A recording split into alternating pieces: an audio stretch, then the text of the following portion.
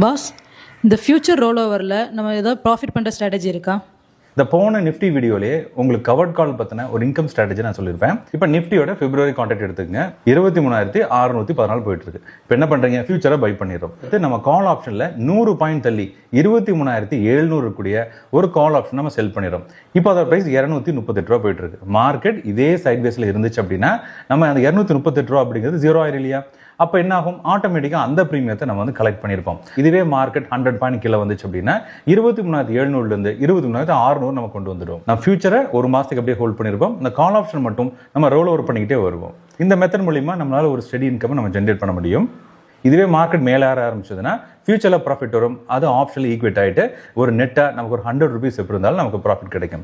Market சைட்வேஸாக இருந்து 23,600 market முடிஞ்சதுன்னா 23,700 கூடிய அந்த ஆப்ஷன் 0 வரதுனால 238 ரூபா அந்த ப்ரீமியத்தை ஃபுல்லாக கலெக்ட் பண்ணியிருப்போம். இன்கேஸ் மார்க்கெட் இறங்க ஆரம்பிச்சது அப்படின்னா நீங்கள் அந்த ஆப்ஷனை ரோல் ஓவர் பண்ணுறது மூலியமாகவும் ரிஸ்க் அவாய்ட் பண்ணலாம்.